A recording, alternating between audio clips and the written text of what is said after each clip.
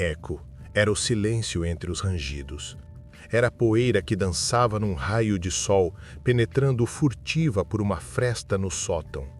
Era o calor que emanava de uma lâmpada acesa, o sussurro de uma tubulação antiga. Ele não habitava a casa. Ele era a casa. Uma extensão viva de seu esqueleto oculto. Seu mundo era um labirinto de trevas aconchegantes, limitado pela distância entre duas vigas de madeira e o drywall. Ele se movia com a lentidão deliberada de um predador noturno, suas mãos e pés encontrando apoio em entalhes familiares, seu corpo magro e ágil deslizando por espaços que um rato hesitaria em explorar. Conhecia cada prego solto que gemeria sob pressão, cada tábua do assoalho que cantaria sua presença. A memória muscular era sua única lei. Dali, de dentro das entranhas do lugar, ele assistia. A vida dos outros era um filme mudo e distante, projetado através de fendas e respiradouros.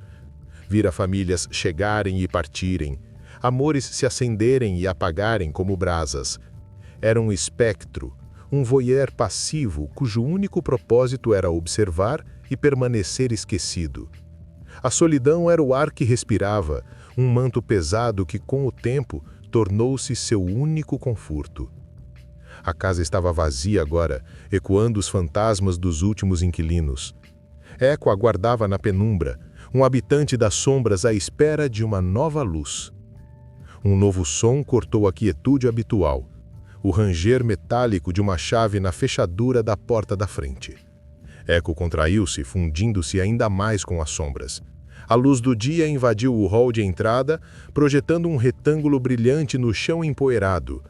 E então, ela entrou. Era uma mulher, sozinha.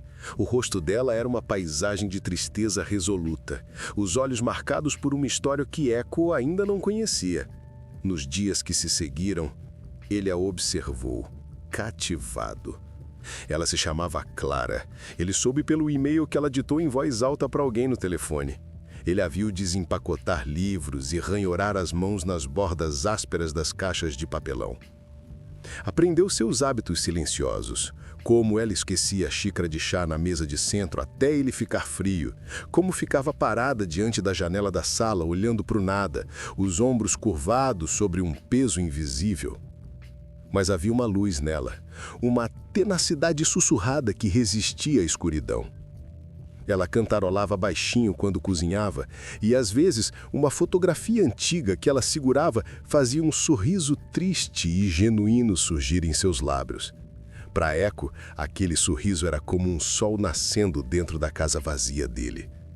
A solidão, antes uma constante silenciosa, agora tinha um rosto, um cheiro, uma presença.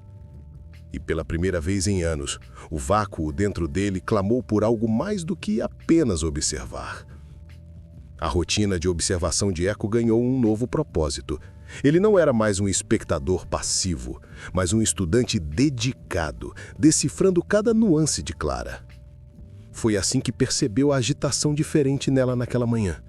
Seus movimentos eram acelerados, seus olhos escaneavam o chão com uma urgência que não pertencia ao seu ritmo habitual. Ela perdeu algo. Ele a observou revirar o sofá, a estante, os tapetes. A frustração dela crescia, transformando-se em uma angústia silenciosa que Eco sentia como se fosse própria. Finalmente, ajoelhada na sala de estar, ele viu uma lágrima solitária escorrer pelo seu rosto enquanto sussurrava. O pingente da vovó, Eco sabia onde estava. Ele o vira cintilar sob a franja do sofá 2 dias antes. Naquele momento, era apenas um objeto. Agora, era a fonte da dor dela. Uma batalha silenciosa se desenrolou dentro dele por horas. A lei suprema de sua existência era a invisibilidade. Qualquer ação era um risco de descoberta, de expulsão, do fim de seu mundo. Mas a imagem daquela lágrima queimava mais forte do que o medo. Na calada da noite, Quando a respiração de Clara no andar de cima era profunda e regular, ele agiu. Rastejou como uma sombra da parede, seu coração batendo tão forte que ele temia que o som ecoasse pela casa toda. Seus dedos finos encontraram o pingente de prata fria. Por um momento eterno, ele ficou parado no meio da sala, totalmente exposto.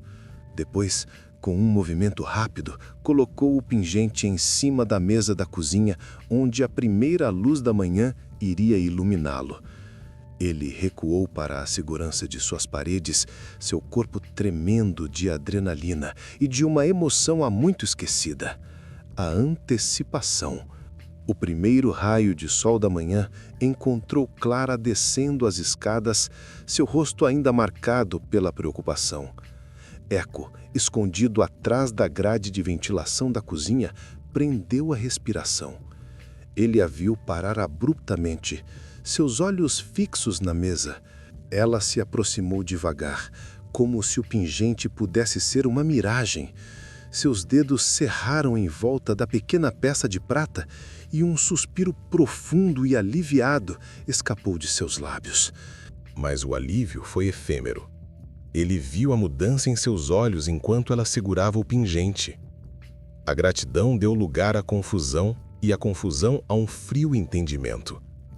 Ela olhou firmemente para o lugar sobre o sofá onde tinha procurado incansavelmente. Como foi parar ali? Na mesa, tão claro e óbvio? Ela ergueu o olhar e seu olhar varreu a cozinha vazia, passando direto pela grade atrás da qual Eco se escondia.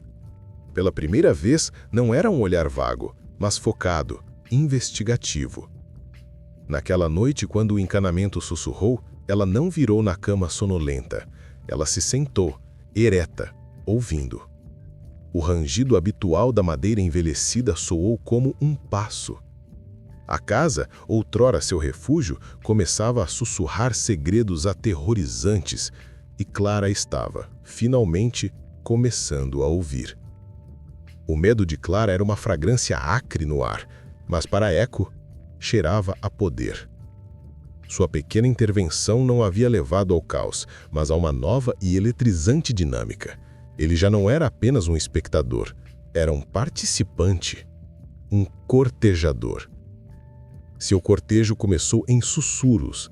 Ele reorganizou os livros dela na estante, ordenando-os por cor, criando um arco-íris silencioso onde antes havia caos. Num dia de chuva, ele enfiou uma pequena flor campestre, arrancada do jardim pela fresta do alicerce, na tela da janela da cozinha. O ato mais ousado foi uma manhã em que, ouvindo ela lamentar a falta de música, ele girou o botão do rádio da sala, já sintonizado em sua estação preferida, 1 minuto antes de ela descer. A música suave preenchia a casa.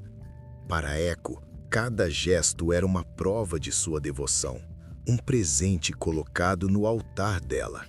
Para Clara, era a descida definitiva ao inferno da paranoia. Ela encarava a estante, tentando convencer a si mesma de que sempre arrumara os livros daquela forma. Segurava a flor murcha com dedos trêmulos. O rádio que ligava sozinho foi a gota d'água. Ela já não se sentia apenas observada. Sentia-se manipulada, tocada por uma presença invisível que remodelava seu mundo. O terror deu lugar a uma raiva fria e resoluta. Ela não era uma vítima para ser assombrada. Ela era uma mulher que havia se mudado para recomeçar e não permitiria que um fantasma a impedisse. A batida na porta foi um choque, um som externo e invasivo que quebrou o frágil equilíbrio da casa. Por trás da parede da sala, Eco sentiu todos os seus músculos se contraírem. Clara atendeu e a voz de um homem, jovem, tensa, preencheu o hall de entrada. "Ricardo", ele disse. O nome caiu como uma pedra no poço da memória de Eco, o ex-namorado. Ele os observou através de uma fresta. A tensão entre os dois era um fio elétrico no ar. Ricardo parecia querer explicar algo, recuperar algo. Clara estava rígida, seus braços cruzados, um escudo sobre o peito. Ela não o convidou para passar da entrada, mas ele insistiu, adentrando a sala. Ver aquele homem no seu espaço, perturbando a tristeza sagrada de Clara com sua presença barulhenta e mundana, fez com que um calor primitivo e feio fervesse nas veias de Eco. O ciúme não era uma emoção racional. Era um instinto de posse. A casa era dele. Clara era sua para observar, sua para consolar. Ricardo era um intruso, uma mancha no seu mundo cuidadosamente orquestrado. Cada palavra que o homem pronunciava, cada gesto que fazia para se aproximar de Clara era uma violação. Eco não era mais um cortejador, era um guardião, e o território estava sendo invadido. A visita de Ricardo se arrastava, e a presença do homem tornava-se insuportável para Eco. Cada risada forçada, cada tentativa de tocar o braço de Clara era como um prego sendo cravado em sua própria pele. O ciúme, um sentimento que ele nunca havia experimentado, transformou-se em uma raiva fria e concentrada. Ele não podia simplesmente observar. Enquanto Clara ia ao banheiro, Ricardo permaneceu na sala, olhando o telefone com impaciência. Era a chance. Eco moveu-se com uma velocidade silenciosa através das paredes, em direção à garagem. Conhecia cada centímetro daquela casa. Pela abertura de um conduíte de fiação, seus dedos magros encontraram o que procuravam: o cabo dos freios traseiros do carro de Ricardo, visível e acessível onde passava por dentro da parede. Com uma faca velha e enferrujada que guardava como tesouro, ele cerrou a borracha com determinação silenciosa, criando um corte quase imperceptível que vazaria lentamente. Não era para um acidente imediato, apenas para um susto, um inconveniente que levasse o intruso para longe.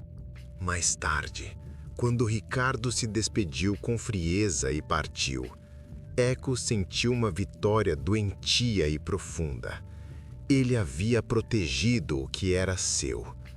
O som do carro saindo da garagem foi a música de seu triunfo. Mas, ao olhar para Clara, viu que seu rosto não estava de alívio, mas de um terror ainda mais profundo. Ela sabia. A coincidência era grande demais. A casa não apenas sussurrava. Agora, ela atacava. O incidente com o carro foi a confirmação final. Clara não estava louca. Estava sendo caçada.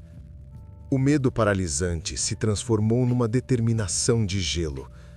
Ela não chamaria a polícia, que acreditaria nela. Em vez disso, ela decidiu enfrentar o fantasma em seus próprios termos. Se ele queria tanto sua atenção, ele a teria. Na manhã seguinte, ela encenou uma partida. Fechou a porta da garagem com estrondo, ligou o carro por um momento e depois o desligou. Entrou em casa pela porta dos fundos e se escondeu no armário sob a escada, seu coração batendo como um tambor ensurdecedor. A faca de cortar pão em sua mão tremia. Eco, enganado pelo teatro, sentiu uma euforia silenciosa. A casa era dele novamente. E dela. Ele deslizou para fora de sua toca, um rato saindo da parede, ávido para vaguear no espaço que ela havia deixado para trás. Seus pés descalços tocaram o chão frio da sala de estar. Ele estava a poucos metros do armário.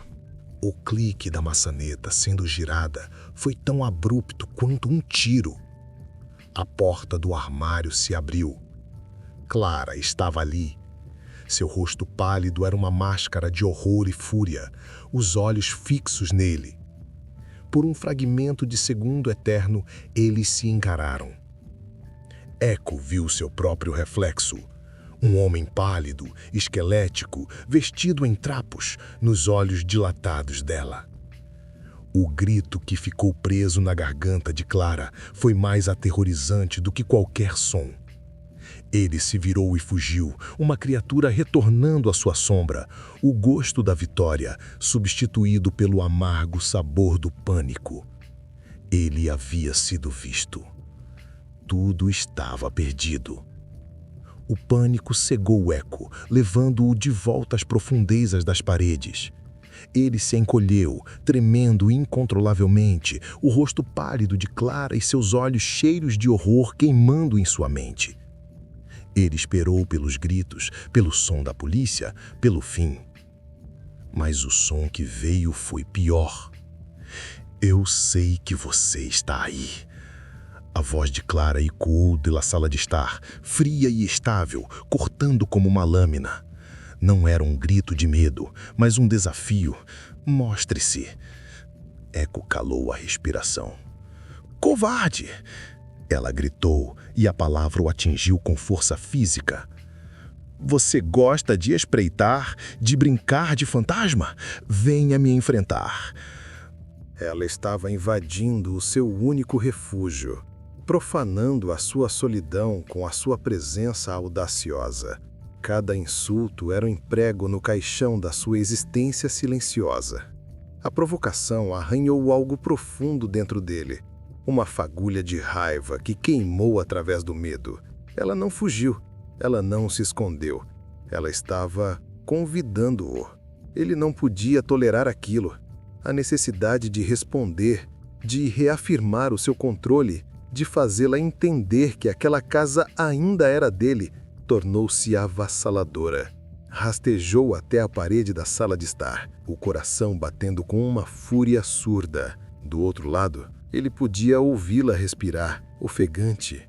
Com a unha, ele arrastou-a lentamente, deliberadamente, pela superfície interna do drywall. Scratch. O som foi baixo, áspero e inconfundível. Um som que não era da casa. Era dele, uma resposta direta ao seu desafio. O ar barou. O confronto final tinha começado, e não havia mais como voltar atrás. O som do arranhão ecoou na sala como um tiro. Foi o único som que Clara precisou ouvir. A paralisia quebrou. Ela não esperou por um rosto, por uma voz, por uma explicação. A realidade daquela presença, agora confirmada de forma tão visceral, expulsou dela qualquer último resquício de coragem ou curiosidade mórbida. Ela se moveu como um autômato, seus passos rápidos e decisivos ecoando na casa, que não era mais um lar, mas uma câmara de tortura. Jogou algumas roupas e itens essenciais em uma mala, seu corpo todo um único fio de nervos à flor da pele. Nem mesmo olhou para trás, quando a porta da frente se fechou com um baque final. Seu carro partindo com um rugir de pneus, que foi um grito de libertação. Dentro das paredes, Echo ouviu o silêncio descer. Era um silêncio diferente de todos os outros. Não era pacífico, mas vazio. Podre.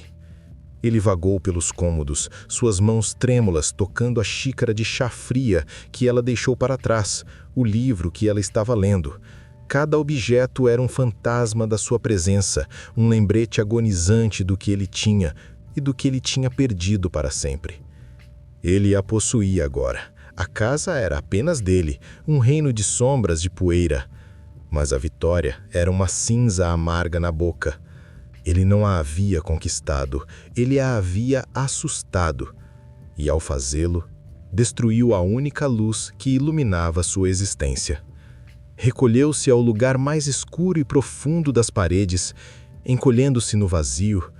A solidão que o envolvia não era mais um manto familiar, mas um sudário gelado. Ele era o rei de um reino vazio, o homem que morava nas paredes, mais sozinho do que nunca, à espera de uma luz que ele mesmo apagou.